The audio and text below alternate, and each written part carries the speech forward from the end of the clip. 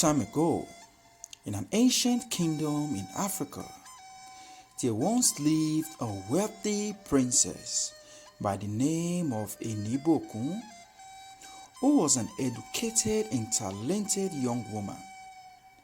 Now there were 4 old chiefs from the palace who all wished to marry her, not because of Enibokun's many accomplishments, but rather being attracted by her riches.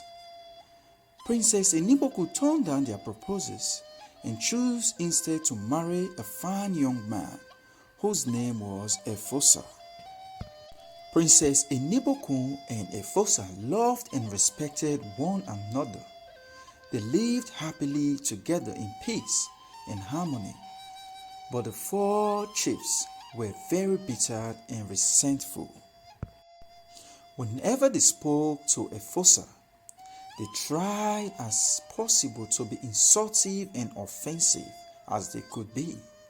They even started vicious rumors throughout the palace, claiming that Efosa bandit was disloyal to the king. Then they began to whisper to the king himself that the princess' new husband was a dishonest and deceitful young man. The gentle king, who loved his daughter and her husband, urged the chiefs to be very careful before making such charges, but that only made the chiefs more determined to destroy their marriage. So one day, they decided to tell the king that Efosa was plotting to kill him and seize the throne. This time, their arguments and false proofs were so convincing that the king believed them. Without even giving his daughter's husband, Efosa, a chance to defend himself, the angry king ordered him to leave the palace and to never return. The 4 ruthless chiefs congratulated each other and immediately began plotting their next step. Of course, the first chief advised, "We do not know which one of us Enibokun will marry. We must each ask her out, one at a time. Then after she marries one of us, we will all share our riches. For now, she does nothing but grieve for that foolish husband. So we must wait 2 weeks from today, and then we will talk with her about marriage." With her husband banished from the kingdom forever, Princess Enibokun passed the days in sorrow. She blamed herself for not being able to save him. Each day, she paced back and forth in her palace rooms and relieved what had happened. She tried to think of a way to prove to the king that Efosa had always been loyal and that it was the 4 chiefs who were the real evil plotters. 2 weeks after Efosa was banished from the palace, the first chief came to visit Enibokun with his proposal of love and marriage. Enibokun listened to him quietly, and she replied, "Yes, my dear. My dear man, I am quite lonely. Perhaps I could love you and marry you. If you wish to visit with me, why not return later this evening at 7 o'clock?" The first chief was delighted. He bowed and promised to return at the appointed time. During the same morning, Enibokun was surprised by the visit of the other 3 chiefs. It seemed that almost as soon as one left, another one appeared. They all praised her beauty, professed their love, and began begging her to marry them. Enibokun was polite to all of them as they left. She invited each one to visit her that same evening. The second chief she told to come at 8 o'clock. The third chief she told to come at 9 o'clock. And the fourth chief she told to come at 10. Now, Enibokun had been educated not only in music, painting, and the fine art of poetry, but also in government, law and science, and engineering construction. Soon after the last chief left, Enibokun summoned her servants to the palace room. First, she instructed them how to dig a huge pit under the floor of a small back parlor and how to prevent it from caving in. This she knew how to do from her studies in engineering construction. Next, she told them how to make a special mixture of mud, hot water, and sticky rice in a large cauldron. The rice she knew would expand and swell when it was mixed for a while with hot water. The servant then poured this mixture into the pit, filling it halfway. Finally, Enibokun taught the servant how to construct a trap to cover the large hole. The trap door could be opened by a rope that was secretly hidden behind a curtain. When the construction work was finished, Enibokun dismissed the servant and sent for her personal maid. She ordered her maid to bring all her precious jewels and scatter them about on the table near the trapdoor in the small back parlor.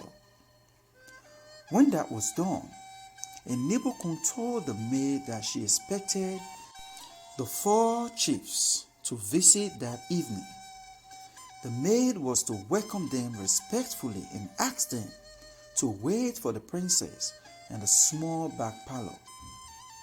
Enibokun added, "When each man arrives and is in the small parlor, please come to me." That evening, promptly at 7 o'clock, the first chief arrived. The maid greeted him politely and led him into the small back parlor. Then she walked softly to her room, where Princess Enibokun said, "Follow me quiet and do as I tell." The maid followed after Enibokun to the small back parlor. They slipped silently behind the curtain, waited and watched.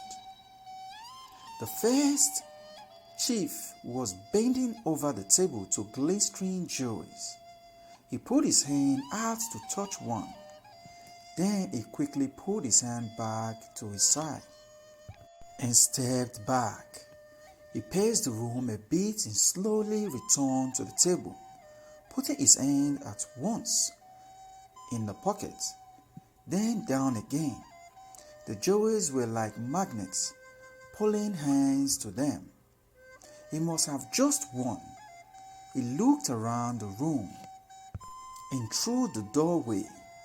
Then, quickly reaching out, he grabbed a huge ruby and stuffed it deep into his pocket.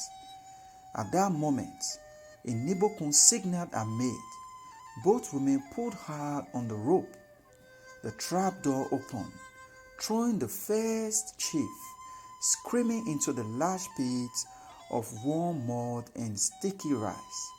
Then the heavy trapdoor closed neatly and tightly. The 3 other chiefs arrived at their appointed times. Each one in turn was politely greeted by the maid.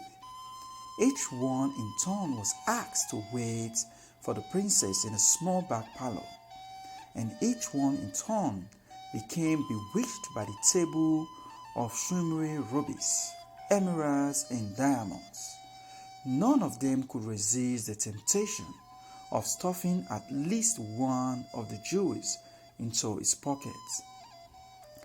As each chief stuffed his pocket, the 2 women pulled the trapdoor rope, throwing another 4 suitor into the deep pit, filled with warm mud and sticky rice.